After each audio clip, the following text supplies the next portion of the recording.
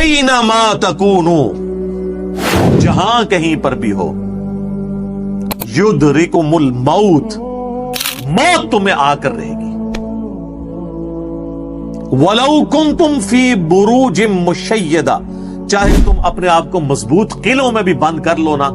موت وہاں بھی تمہیں آ جائے گی، موت سے کوئی بھاگ نہیں سکتا۔ یعنی دنیاوی طور پہ کوئی شخص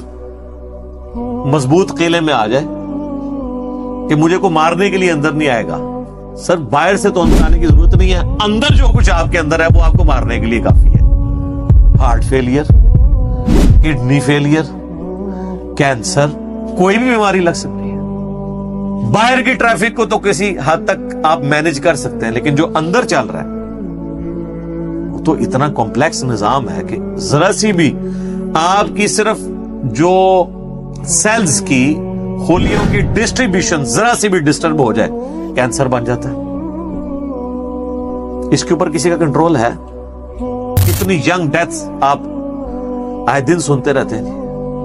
25 سال کا لڑکا تھا جی، 30 سال کا لڑکا تھا جی، ہارٹ فیلئر سے مر گئے جی۔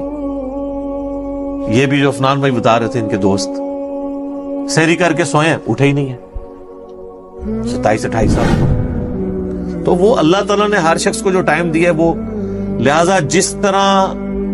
اللہ کو ایک ماننا ضروری ہے نا، اور اس میں کوئی شک نہیں ہے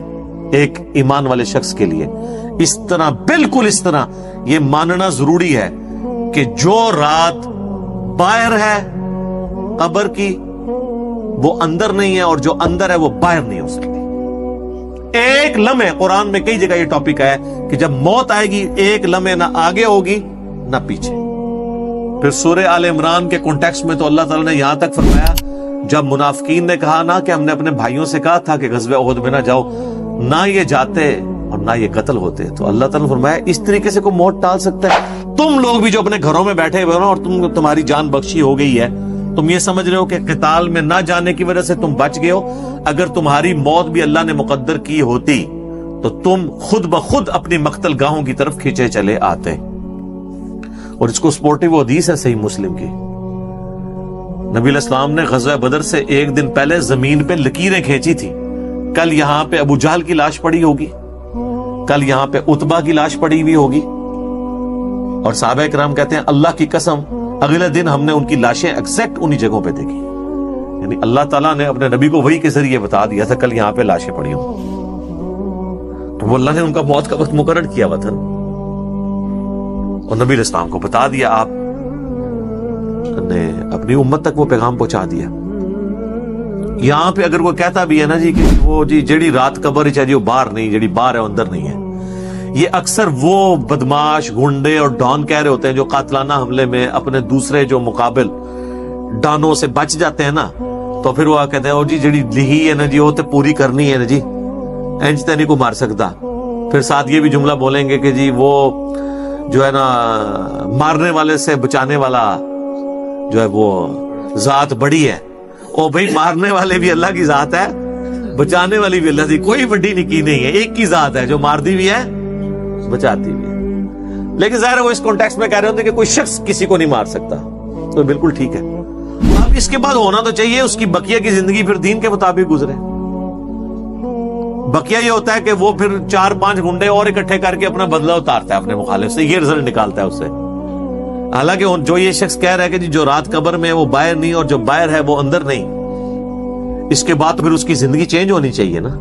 اسے اپنی موت اتنی سامنے دیکھ کے اسے اپنی آخرت کی تیاری کرنی چاہیے نا۔ لیکن وہ سورۃ الانعام میں ہے، اللہ تعالیٰ نے تو اس سے بھی بڑی بات کی ہے کہ جو نافرمان لوگ ہیں نا، اگر ہم انہیں دنیا میں دوبارہ بھی بھیج دیں نا تب بھی یہی کام کریں گے۔ یہ ہم نے سر خود دیکھا ہے، یہ آبزرو کیا ہے۔ میرے اپنے آفس کے کولیگ ایک دفعہ کراچی سے فلائٹ لے کے تو وہ آ رہے تھے اسلام آباد، تو راستے میں کافی زیادہ موسم خراب ہو گیا، تو اور آپ کو پتا ہے جب موسم خراب ہوتا ہے تو جہاز تو پھر ایک ٹٹی پتنگ کی طرح ہے نا، تیز ہوا کے اندر اس کو آپ لینڈ نہیں کروا سکتے، اور اڑے گا بھی تو کتنی دیر اڑے گا۔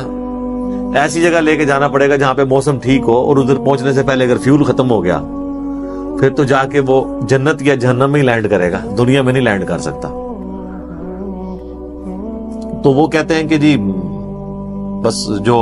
لینڈنگ سے تھوڑی دیر پہلے ہی موسم خراب ہو گیا تو وہ پھر جہاز دوبارہ اٹھا لیا اس نے پائلٹ نے، لیکن وہ جہاز قابو میں نہیں آ رہا تھا، اور آپ کو پتا ہے وہ پھر اچانک جو ہے نا کافی زیادہ گہرائی پہ وہ نیچے آتا ہے جہاز، یعنی ہوا میں اگر وہ سپوز تقریباً یہ 747 تو 10 کلومیٹر ہائٹ تک اڑتا ہے،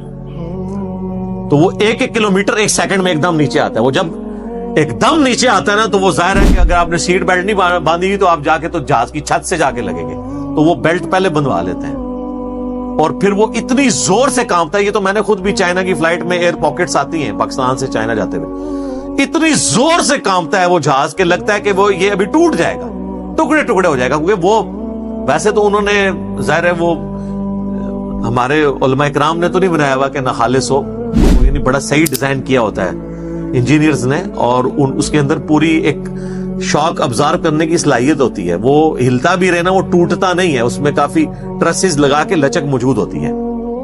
بہرحال پھر بھی جو بندہ اندر بیٹھا ہوا ہے اس کو تو یہ سارے لوگ تو سائنسدان تو نہیں بیٹھے ہوتے، اور لگتا ہے کہ جناب ابھی جان گئی کہ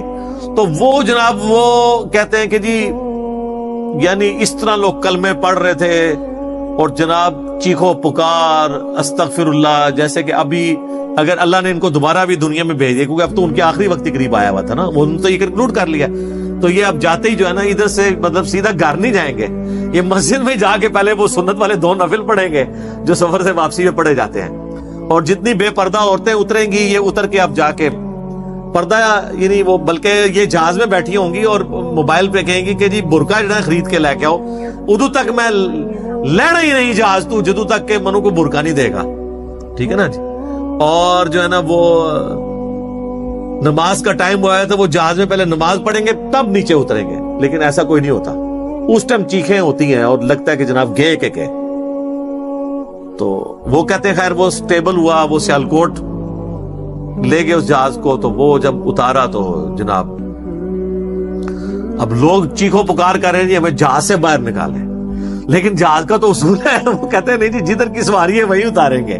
تھوڑی دیر ریسٹ کریں گے، جب موسم ٹھیک ہو تو دوبارہ اڑیں گے۔ اب جو موت سامنے دیکھ کے ایک مرتبہ لینڈ کیا ہو، وہ کہتا ہے جی جناب تو وہ بتا رہے تھے کہ جہاز میں جناب انہوں نے منتیں کی،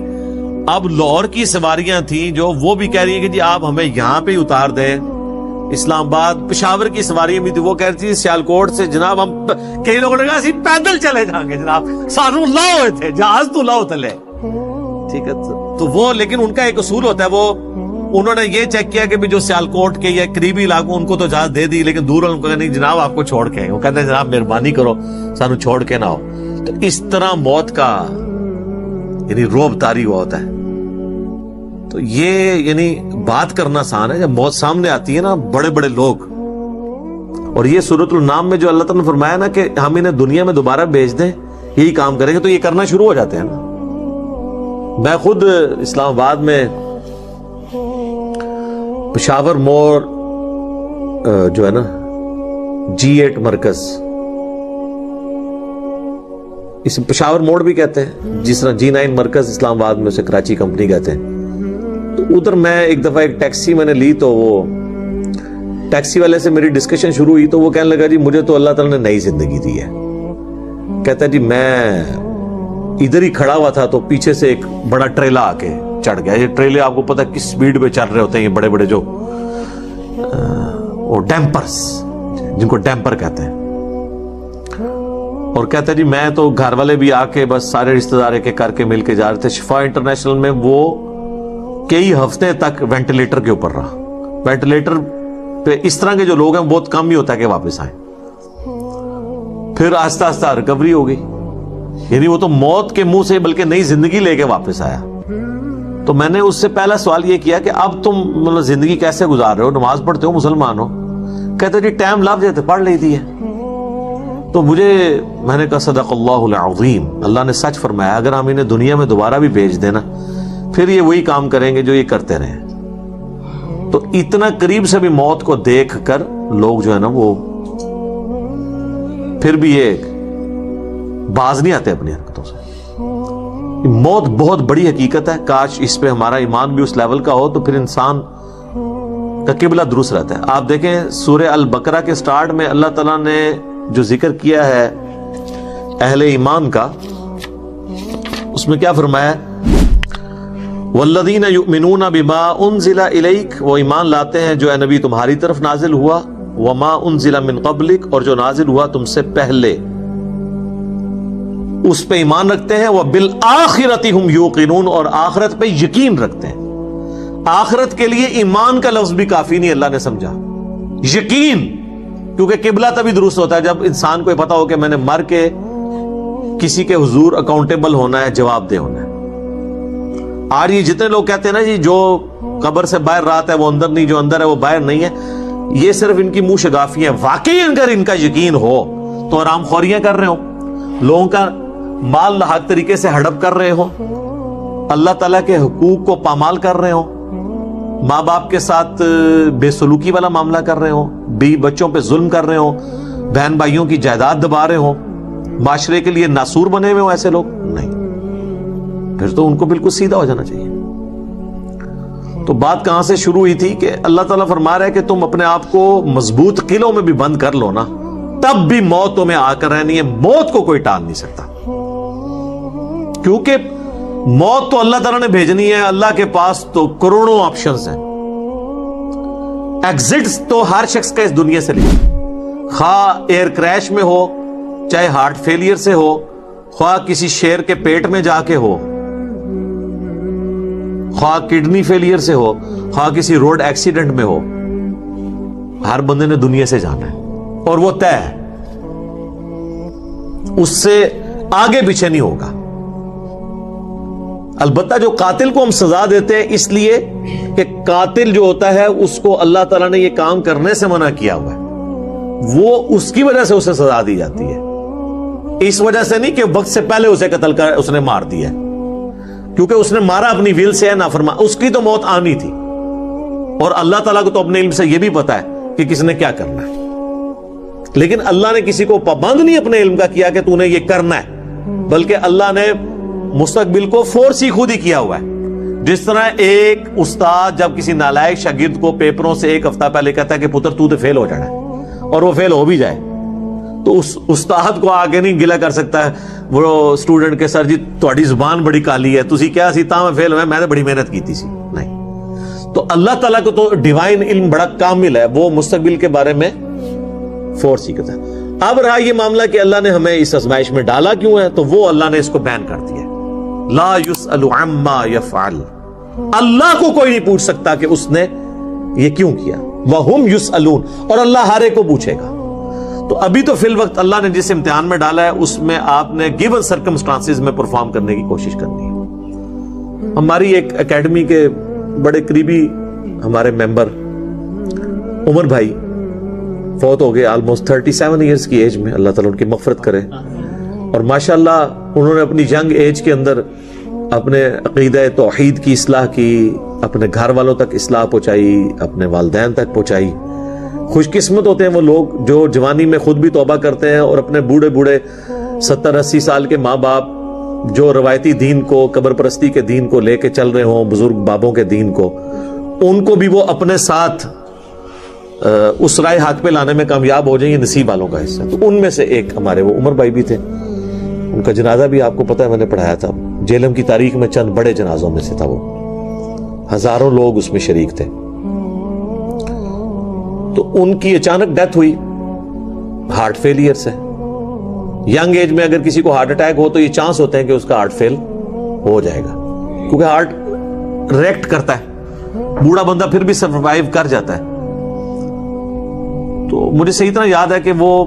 ان کا ہارٹ فیل ہونے سے کچھ عرصہ پہلے کی بات ہے، 2017 میں جب میرے پہ پہلی دفعہ مرڈر اٹیمپٹ ہوئی 28 اکتوبر کو، اور اس میں میرا کافی خون بھی ضائع ہوا، کافی زیادہ زخم آئے، آپ لوگوں کو پتہ ہے. تو اس کے بعد میں عمر بھائی کے پاس ایک دفعہ گیا، ان کے شاپ پہ، ان کی فرنیچر کا بہت بڑا کاروبار ہے جیلم میں. تو میں نے گپ شپ شروع ہوئی تو مجھے کہتے ہیں علی بھائی میں چاہ رہا ہوں آپ کے لیے نا کوئی باڈی گارڈ رکھ دیتے ہیں تو میں اس کی پیمنٹ کر دیا کروں گا. تو میں نے ان کو کہا کہ میرے بھائی آپ کا ابھی تک یہ یقین کامل نہیں ہوا کہ موت کو کوئی ٹال نہیں سکتا. تو پھر میں نے ان کو یہی آیات کوٹ کی تھی کہ اپنے آپ کو مضبوط، اینما تکونوا یدرککم الموت ولو کنتم فی بروج مشیدہ، تم جہاں کہیں بھی ہو موت تمہیں آ کے دبوچ لے گی، خواہ اپنے آپ کو مضبوط قلعوں میں بھی بند کر لو۔ تو میں نے ان کو بھی یہ بات سمجھائی، میں نے کہا میرے بھائی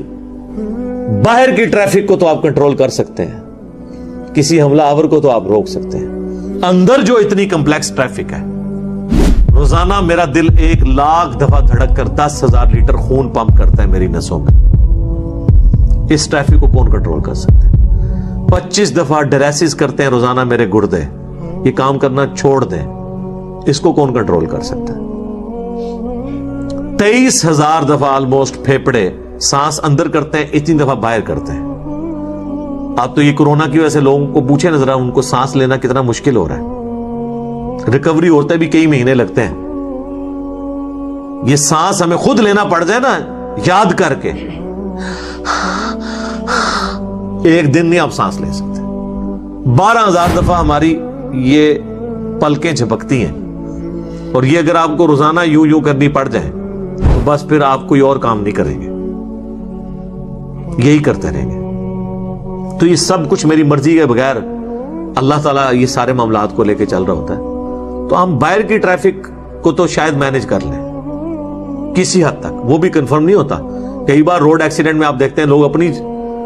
جگہ پہ صحیح سائڈ پہ جا رہے ہوتے ہیں، مخالف سمت سے کوئی گاڑی آتی ہے، اس کا ٹائر پھٹتا ہے، وہ لڑکتی ہوئی دوسری طرف آ کے